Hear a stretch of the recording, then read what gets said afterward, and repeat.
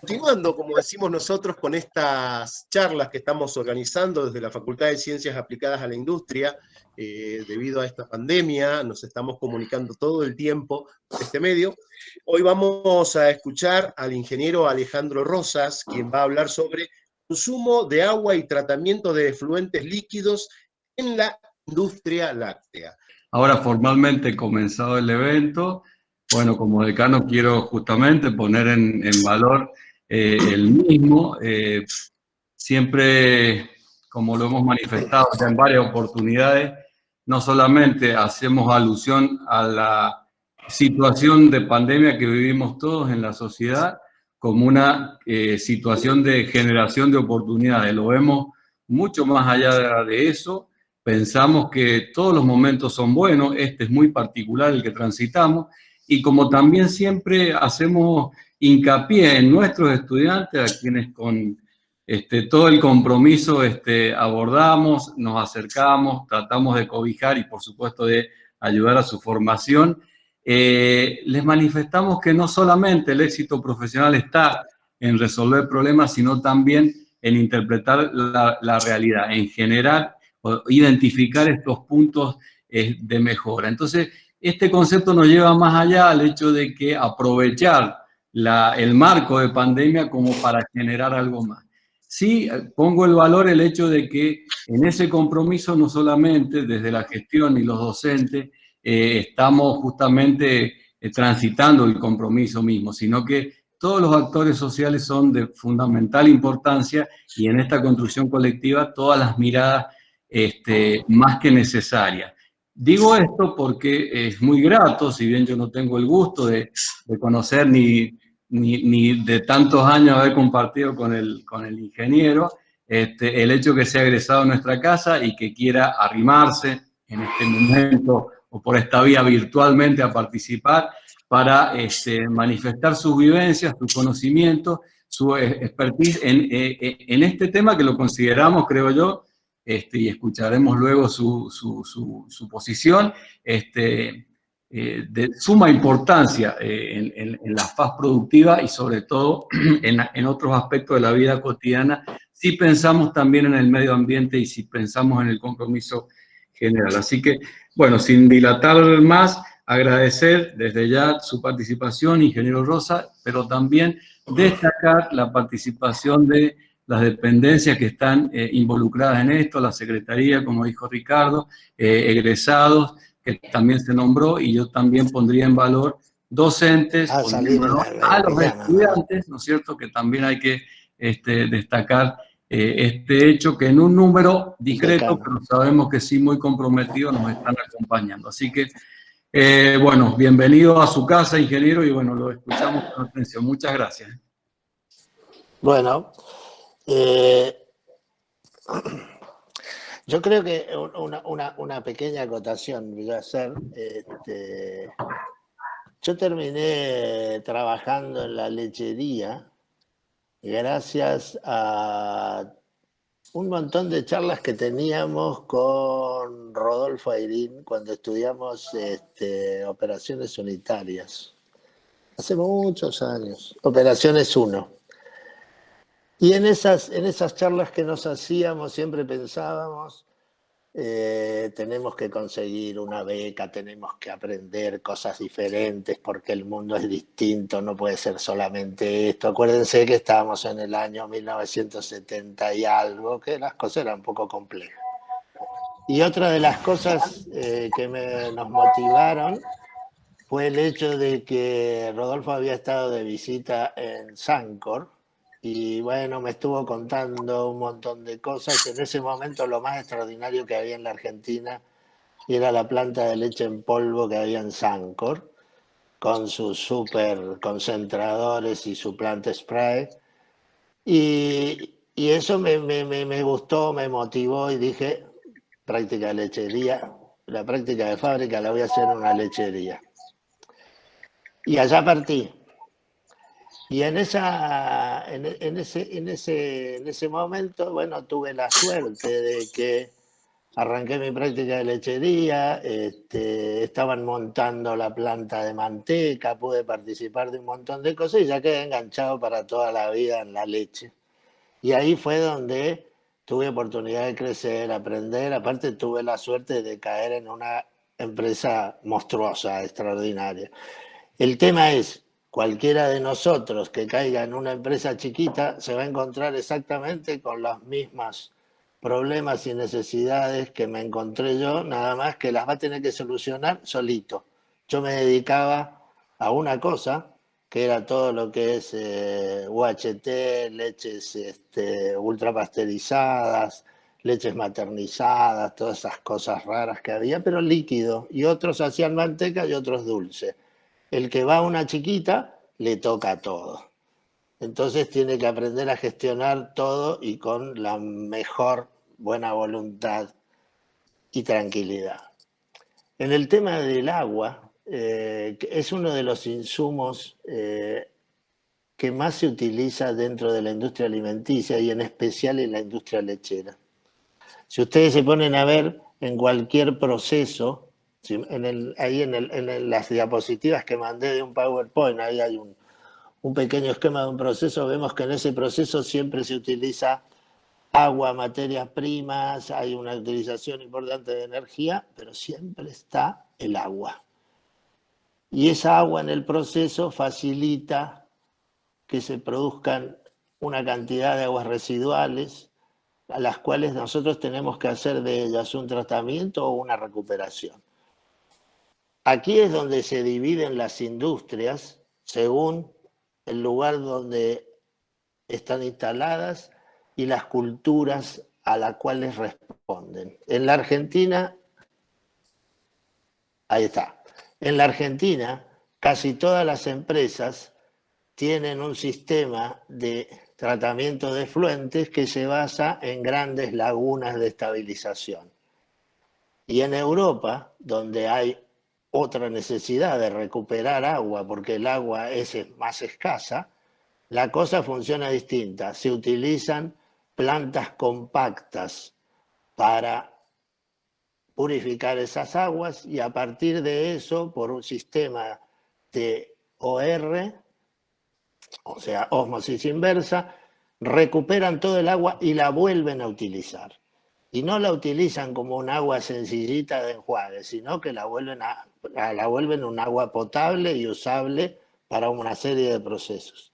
Entonces, cuando nosotros nos ponemos a mirar esto, nos vamos a dar cuenta que hay una cantidad de agua que normalmente se consume en una planta de producción, en la que sigue, en una planta de producción se consume una cantidad de agua y eso va a depender, por supuesto, de los procesos que estemos usando para cada uno de los productos que elaboramos. Pero hay una cosa que es fundamental. La utilización de agua en las plantas lecheras puede ir desde 3 litros de agua por litro de leche procesada a 0,75 litros de agua por leche procesada. El tema es, no es que unos sean unos genios que laven con 3 litros y otros tienen la poca habilidad y lavan con 0,75. El tema es que el que lava con 3 litros y el que lava con 0,75 difieren en cómo recuperan el agua que generaron. Esa agua que se generó como agua residual, hay algunos que la recuperan para la reutilización y otros que desgraciadamente no hacen ese uso, sino que como nosotros la mandamos a una planta de efluentes que es tipo pileta. Cuando ustedes me quieran preguntar cualquier cosa, díganme, porque en una de esas, como no soy un experto hablándole a la computadora, capaz que los confundo. Normalmente la industria lechera consume agua desde el tambo. Cuando nosotros vamos al tambo, lo primero que tenemos que ver es que el ordeñe mecánico se hace normalmente en todos los tambos De la misma manera, lo que pasa es que ya no es como en las épocas que a nosotros nos enseñaban que el señor se levantaba a las 3 de la mañana con frío, con calor y ordeñaba con la señora. Eso pasó en la historia. El tambo hoy es una empresa y esa empresa normalmente tiene una cantidad de vacas que le generan unos 2.000 o 3.000 litros de leche por día. Vacas que a partir de una modificación genética llegan a producir cada una 60 litros diarios. Por lo tanto, el ordeñe es 3 veces al día.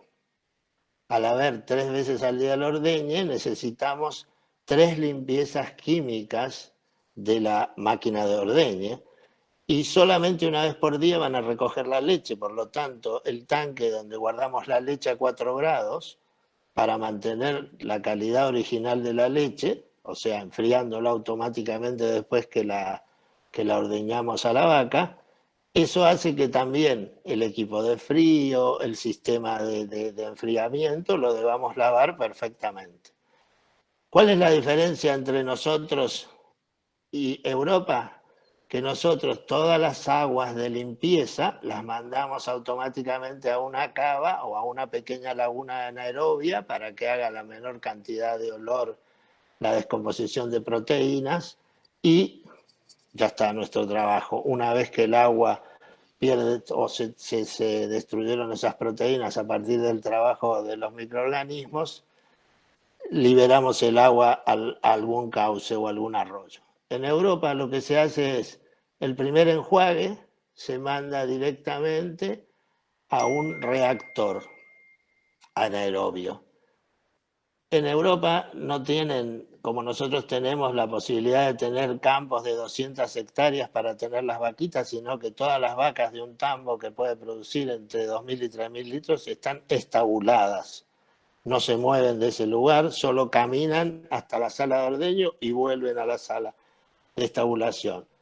Cada vez que la sacan de la sala de estabulación, se lava por un sistema automático y se recoge del establo toda la orina y la bosta de la vaca. Eso se recoge y se manda también al reactor que les comenté, anaerobio.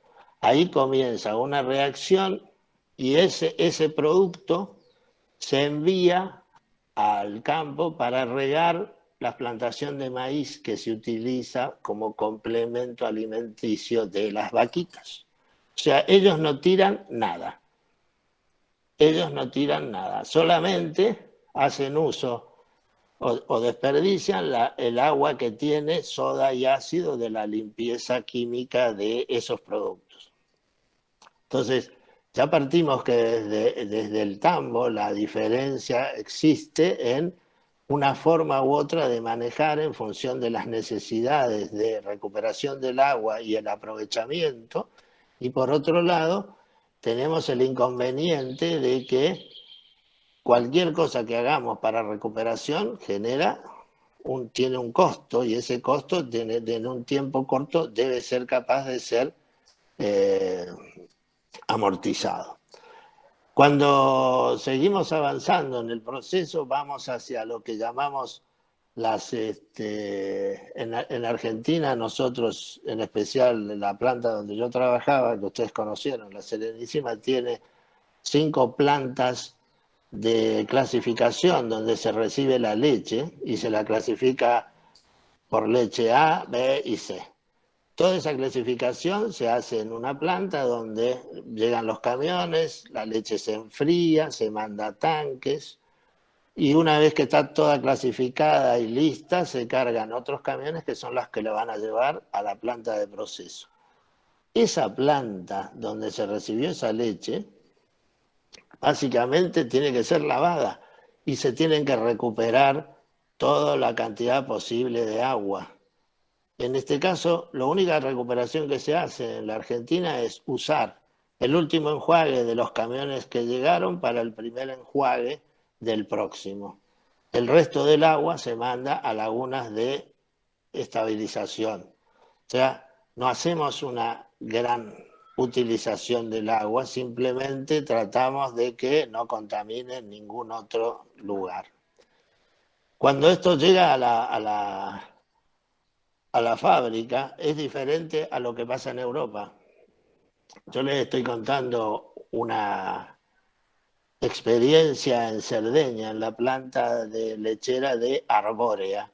Arbórea es una cooperativa y todos sus tambos, estos catambos que yo les cuento estabulados, estaban normalmente alrededor de 4 a 5 kilómetros de la planta de producción.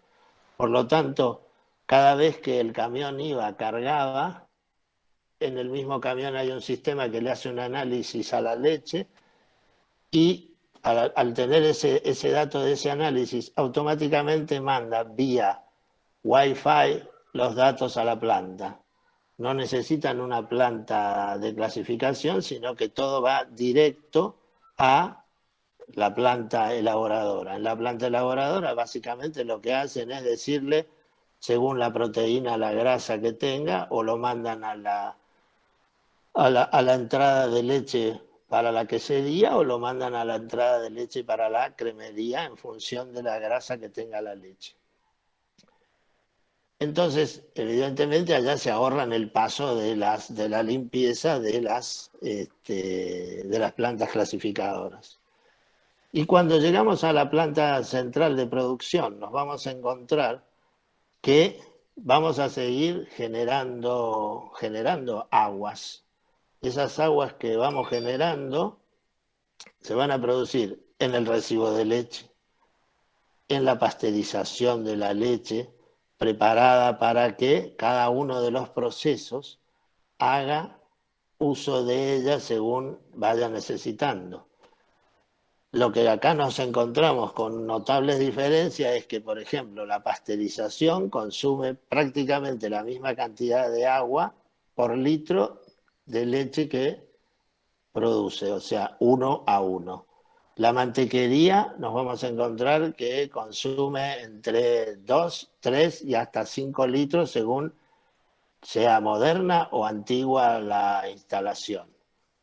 Y la planta de dulce de leche, que es bien típico nuestro, nos vamos a encontrar que los consumos de agua son totalmente enloquecedores, porque llega a veces hasta 10, 15 litros por litro de leche, porque la limpieza de un sistema de pailas donde se produce caramelizaciones, donde se producen precipitaciones de proteínas, son sumamente complejos para limpiar. O sea, básicamente vemos que la cantidad de agua que se va a gastar en una planta va funcionalmente directo con el tipo de producto, el tipo de proceso con que conseguimos ese producto y las dificultades para limpiar.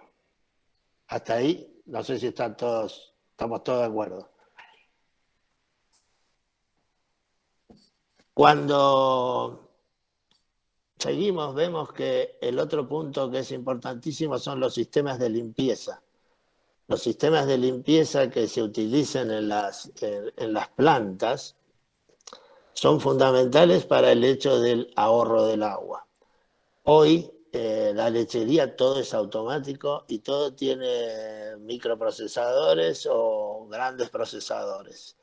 Las máquinas envasadoras, que ustedes conocen, las que hacen los envases Tetra Pak, se preparan solas las soluciones de limpieza en función de un programa que nosotros preparamos. Y entonces la máquina, si produjo chocolate, se lava con tiempos determinados, siempre por conductividad, o si produce leche con otros tiempos diferentes. Los esterilizadores y los ultrapasteurizadores trabajan también con conductividad y programas que previamente se han preparado. Entonces, en función del producto que procesaron, es cómo va a ser la limpieza química que ellos se van a ejecutar o autoejecutar. Ellos están conectados directamente a los sistemas de soda y ácido y hacen sus limpiezas químicas en función de todas esas tareas.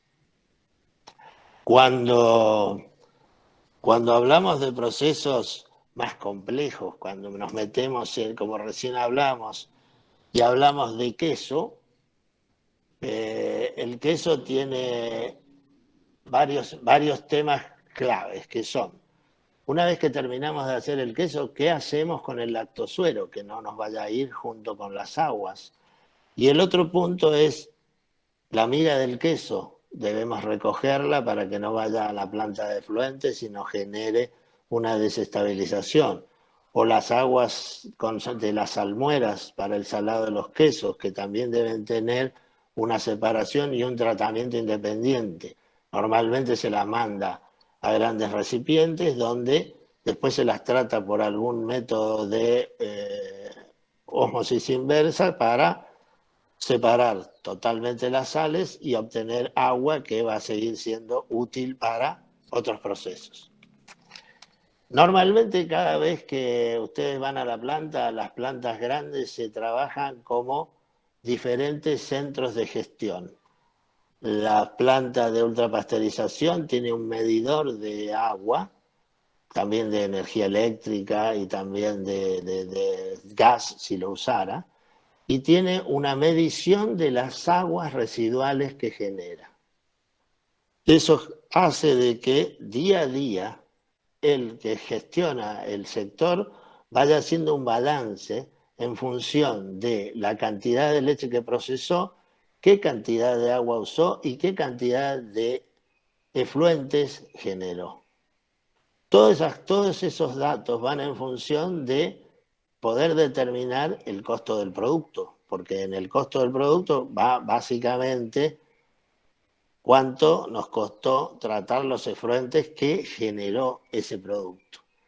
Por eso, uno de los temas así importantes que siempre tiene el tema del negocio es que cuando hay algunos productos que son sumamente exitosos, la gente de marketing decide, que son ingenieros en alimentos como nosotros algunos, desgraciadamente, deciden hacer otros productos, mejorar los productos, cambiarlos, y empezamos a utilizar cualquier resto de tiempo libre que tuvieran nuestras máquinas, pero nunca jamás se plantea seriamente cuánto más debemos poner en el tratamiento de los efluentes que va a generar ese producto y cuál va a ser el nivel de tratamiento y cuál va a ser el nivel de efluentes que va a generar, con qué complejidad y con qué dificultad de tratamiento. Entonces, todo esto hace de que tenemos que empezar a pensar de una manera totalmente distinta en relación a cómo manejar las aguas residuales que vamos generando en la industria alimenticia y básicamente en este caso en la lechería.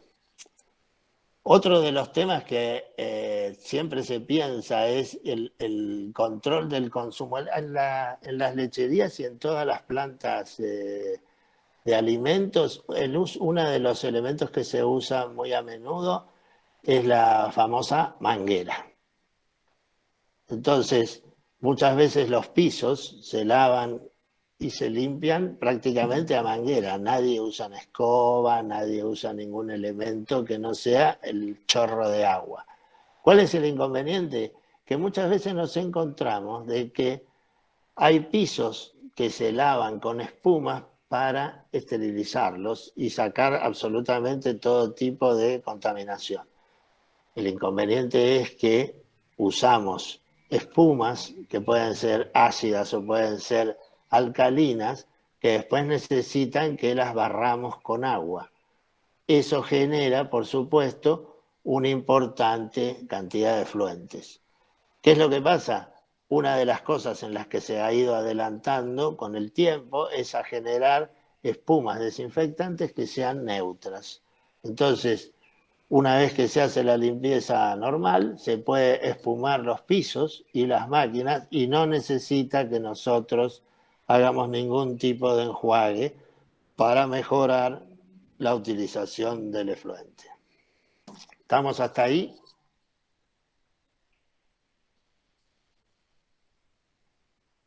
Normalmente, cuando hablamos de reducir los efluentes, hablamos de, primero, reducir el consumo de agua, eso genera automáticamente, cuando nosotros decimos estoy usando menos agua, estoy usando menos energía.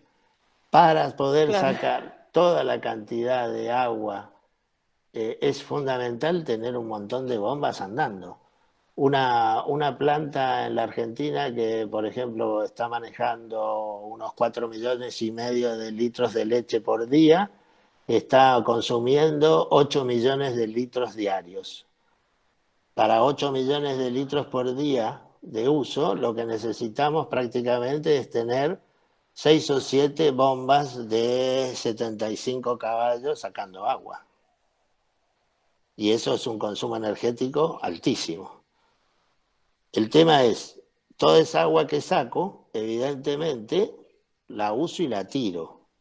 Si yo pudiera recuperar parte de esa agua, automáticamente de esos 8 millones, casi seguro que 2 o 3 millones ahorraría.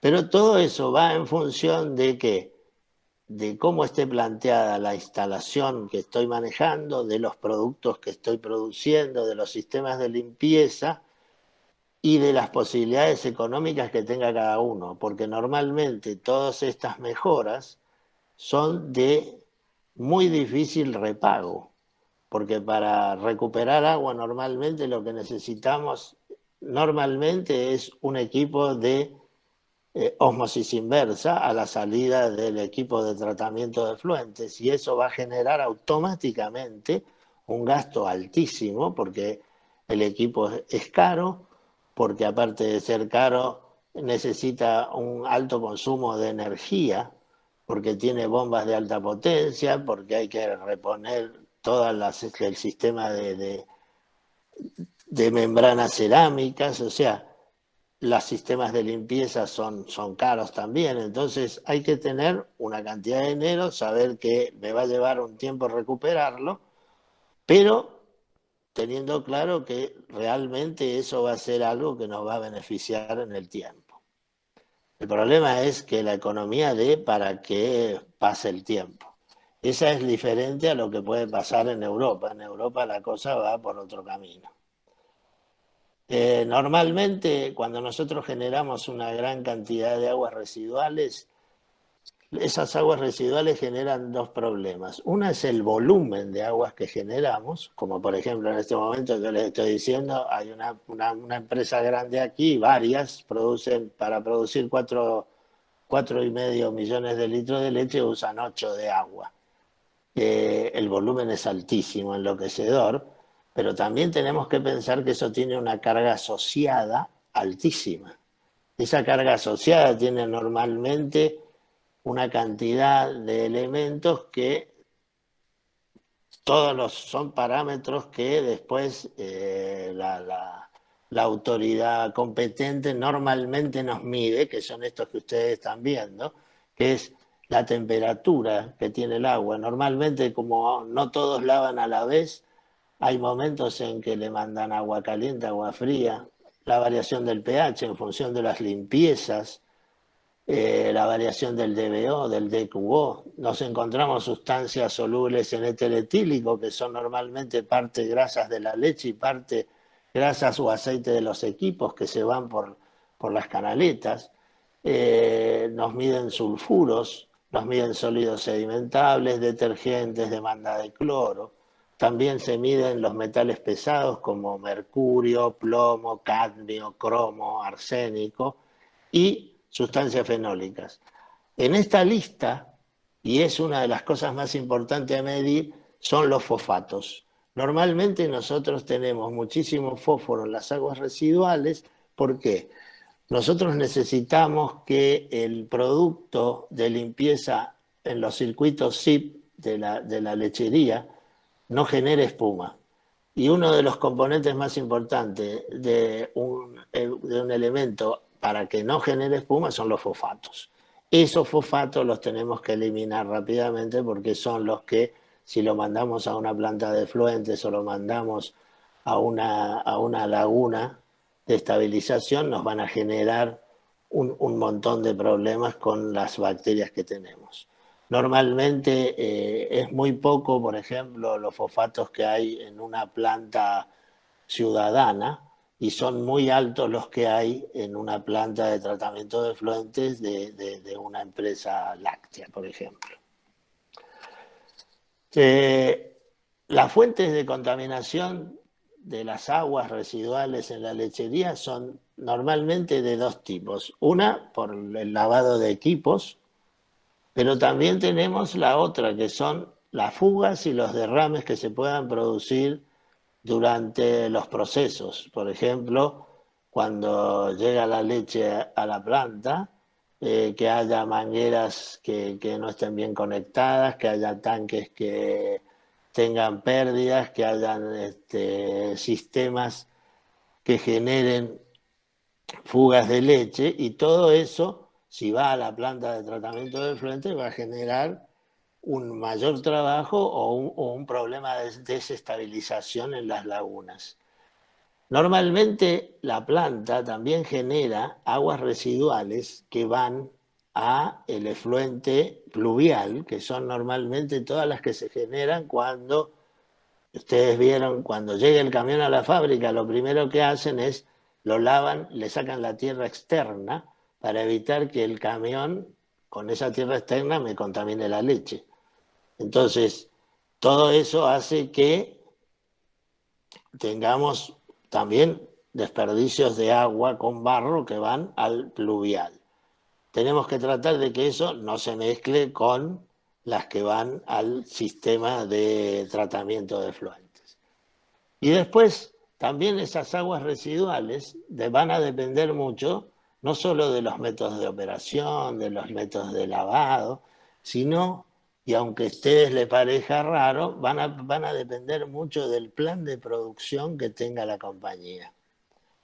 En la lechería, hoy en día, desde hace años, se fue determinando que la gente toma mucha menos leche blanca. O sea, si ustedes se fijaron en el mercado, hay leche deslactosada, leche con café, leche con chocolate, leche con café y chocolate, leche semideslactosada, leche que tiene hierro, bueno, 20.000 cosas, y en Argentina tenemos pocas, en otros lugares del mundo hay muchísimas más. Después nos encontramos con 10 variedades diferentes de leches maternizadas, por lo menos. Todos esos productos tienen un sistema de limpieza particular, o sea, una leche maternizada no se lava igual los equipos que cuando producimos leches blancas, porque una leche maternizada tiene una fórmula que tiene aproximadamente unos 40 elementos, donde hay una cantidad de aceites de diferentes productos, donde hay agregados proteicos, donde hay agregados de probióticos, de prebióticos, etcétera, etcétera, que son elementos que, de quedar un equipo sucio o contaminado con ellos, fácilmente van a producir la contaminación de la próxima producción.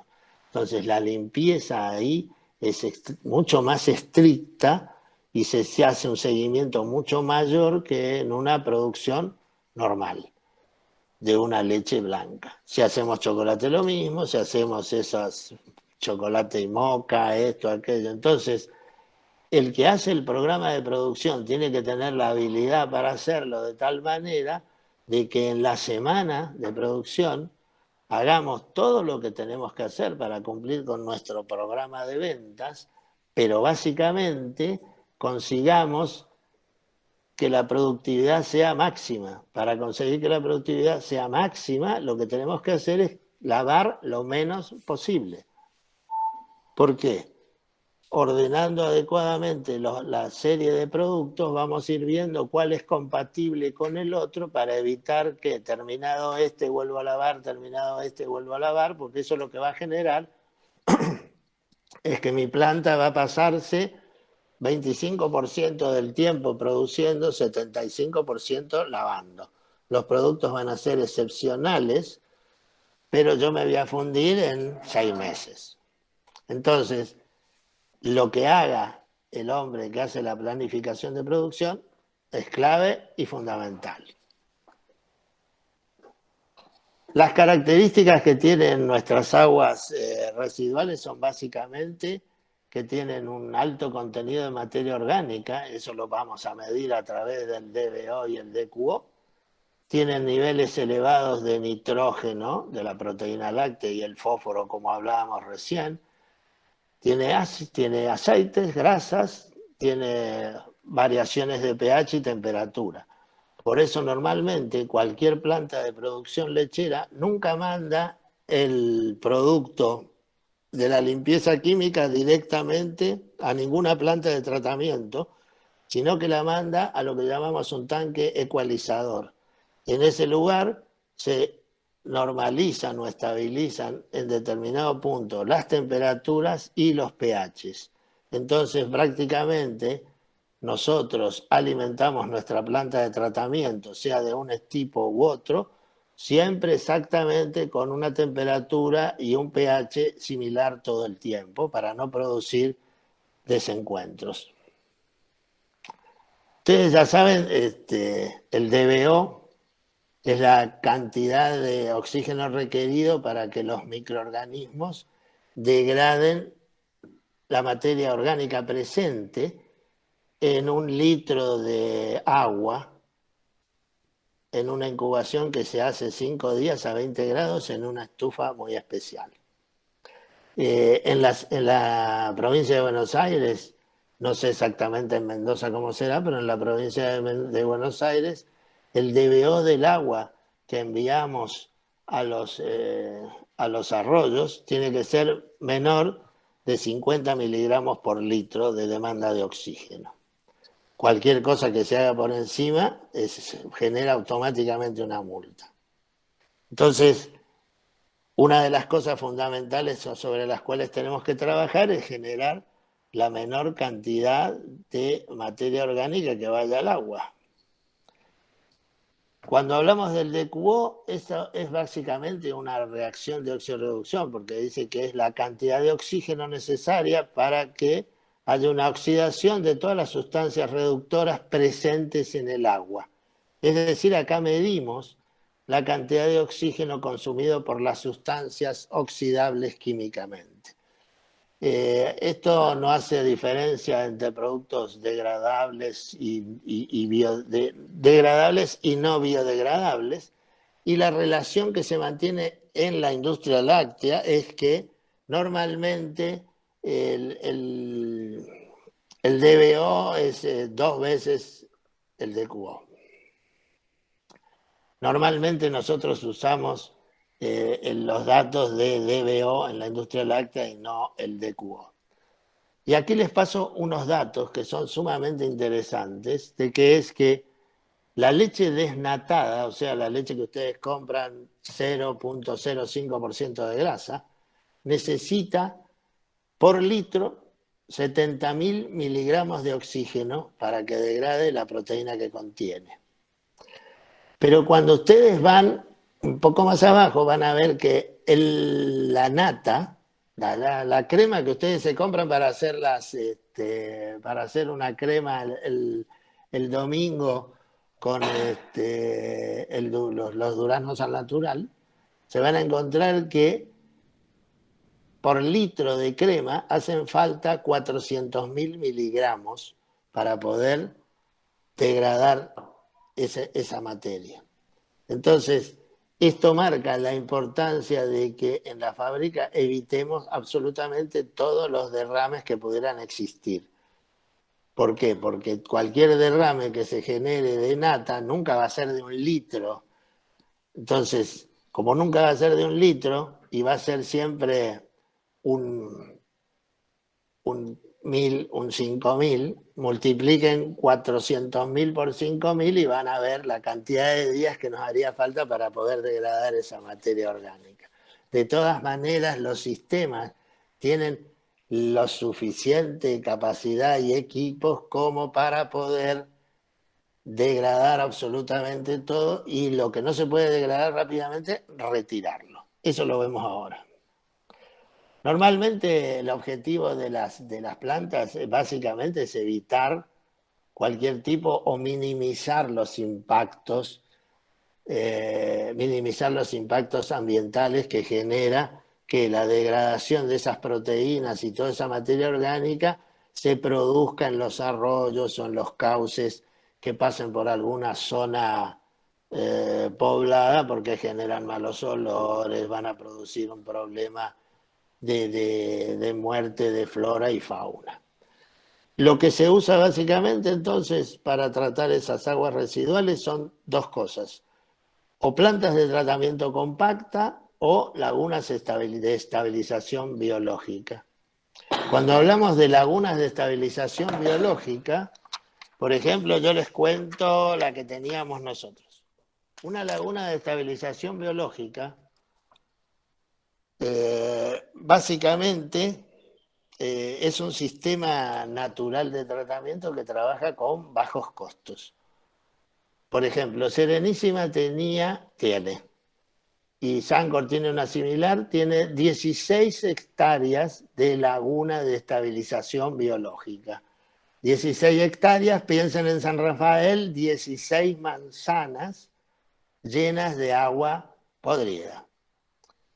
Esa agua la mandábamos de la fábrica por un caño de 10 pulgadas de acero inoxidable que pasaba, por ejemplo, los que van a Buenos Aires por abajo del acceso este, y por 16 kilómetros iba enterrado hasta llegar a la laguna de tratamiento de efluentes. Por supuesto que primero tenía un sistema de ecualización para igualar pHs y igualar temperaturas. Tenía un sistema de flotación, que es un sistema que trabaja con aire que se sopla a baja velocidad pero con gran volumen, y lo que se hacen es poner a flotación toda la materia grasa que pueda haber en esa agua. Entonces después básicamente se la retira por un sistema automático que es como un molino que va girando y va retirando toda esa grasa para que no vaya a parar a la laguna. Por supuesto que siempre algo de grasa va, eso es inevitable. La laguna básicamente está dividida en dos. 2/3 de las 16 hectáreas son de una laguna anaerobia, que es una laguna anaerobia que tiene aproximadamente una profundidad de 4,5 metros. Lo que se busca ahí que haya un trabajo anaeróbico de las bacterias para que, una de las razones, evitar los malos olores de la degradación.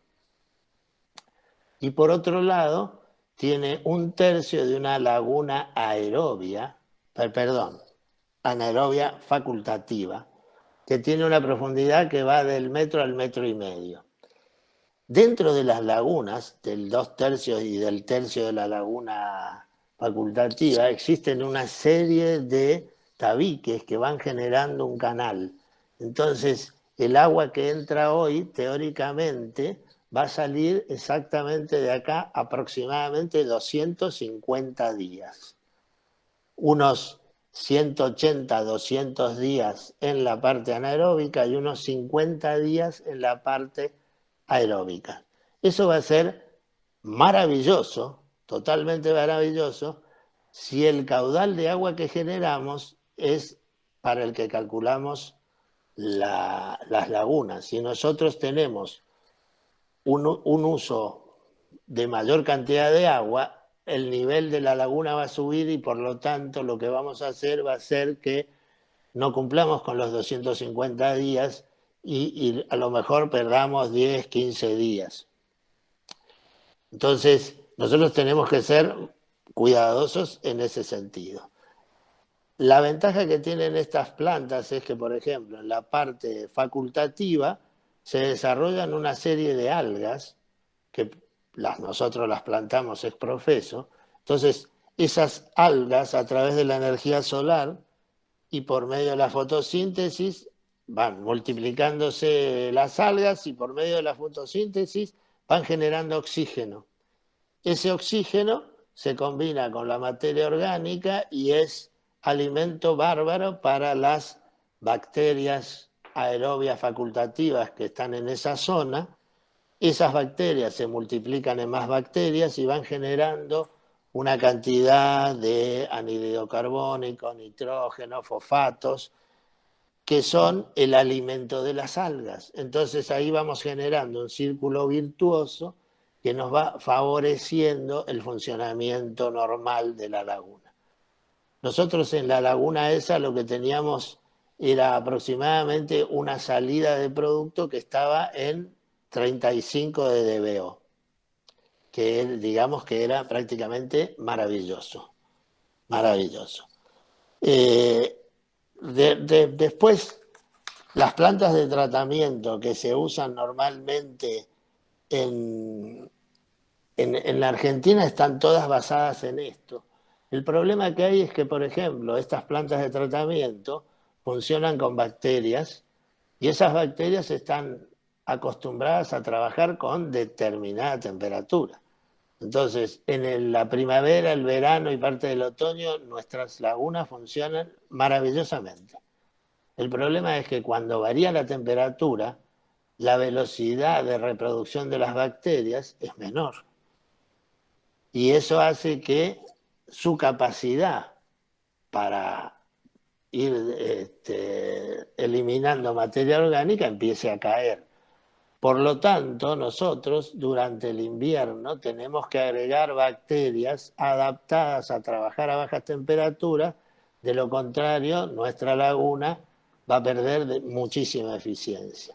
Entonces, estas lagunas totalmente abiertas generan algunos problemas en el sentido de que sí son baratas, no hay problema, las podemos manejar, pero evidentemente también generan gastos y hay que cuidarlas porque si no realmente no van a operar como estamos esperando. Una vez que tenemos el agua con 35 dBO, al final de la laguna se le hace una aplicación importante de cloro y se la manda al arroyo. Lo interesante es el otro sistema, el sistema de tratamiento de efluentes a base de lo que llamamos las lagunas compactas o los sistemas de tratamiento compactos. Estos sistemas de tratamiento compactos tienen la característica que son mucho menos flexibles que una laguna. O sea, si yo diseño una planta de tratamiento de efluente compacta para 1 millón de litros diarios, va a poder asumir 1.200.000, no más. Por supuesto que mi planta de tratamiento, mi laguna, va a asumir muchísimo más porque yo lo único que hago es levantar el nivel y acortar el tiempo de estacionamiento del agua. En cambio, una planta de tratamiento compacto es una planta prácticamente continua y trabaja muy similar a lo que trabaja una planta de potabilización de agua.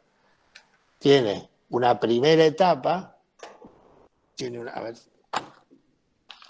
miro el dibujito así me acuerdo, tiene normalmente una primera etapa donde se le hace un tratamiento mecánico. Ese tratamiento mecánico básicamente es un tamizado y un desarenado. En ese tamizado, ¿qué se saca?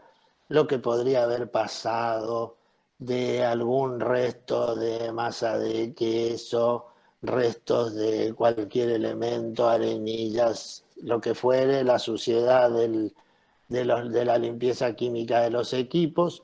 Todo eso tratamos de que tenga un determinado peso, tratamos de precipitarlo con un tratamiento mecánico. Y en el segundo paso lo que hacemos es un tratamiento combinado químico-biológico. El tratamiento químico básicamente está basado, perdón la repetición de la palabra, está basado en el agregado de floculantes y precipitantes que hacen que precipitemos todos los elementos primero en forma coloidal y después ya en forma de flóculos, y nos podemos desprender de hasta el 90% de los fosfatos, por ejemplo, y de cualquier otro elemento inorgánico que no sea adecuado para la próxima estación, que es la estación biológica. Esto normalmente se recoge y se lo aparta. En la estación biológica lo que nos vamos a encontrar es una cantidad de bacterias que van generando como un lodo activo, los famosos lodos activados, que trabajan sobre la materia que ha quedado, la materia orgánica que nos ha quedado restante. Esa materia orgánica, una vez que es digerida, nos permite salir con un agua casi pura. ¿Qué oportunidad nos da una planta de tratamiento compacto? Nos da la oportunidad de recuperar toda nuestra agua. O sea, no hace falta que la mandemos a ningún efluente ni a ningún arroyo, sino que automáticamente la pasemos por un equipo de ósmosis inversa y generemos, por un lado, una masa de lodos que puedan quedarnos y por el otro lado, otra vez, agua destilada que nos va a servir a nosotros para varias razones. Una puede ser para que alimentemos la caldera directamente. Otra puede ser para que la usemos para las limpiezas químicas o para cualquier otro proceso, ya que en producción es adecuado tener aguas tratadas, que es el otro tema. Cualquier agua que se utilice en producción en una planta lechera debe estar con la menor cantidad de sales posibles. O sea, el agua que usamos en producción es agua que se trata con zeolitas para sacarle la mayor cantidad de calcio y evitar la precipitación y el ensuciamiento de los equipos, porque eso va a hacer que después tengamos mayores problemas de limpieza. Entonces, todo lo que se pueda ir analizando y revisando en función del agua y la calidad del agua nos va a favorecer para usar menos agua. Por otro lado, el tratamiento con equipos de ultrafiltración y básicamente con ósmosis inversa nos permite recuperar casi todo el agua que hemos estado utilizando durante el día. Por eso yo les decía al principio, hay empresas que usan 3 litros de agua por litro de leche y otras que usan 0,75. Las que usan 0,75 básicamente lo que hacen es recuperar con ósmosis inversa toda el agua después de haber tenido un tratamiento para evitar seguir usando o sacando más agua de los pozos.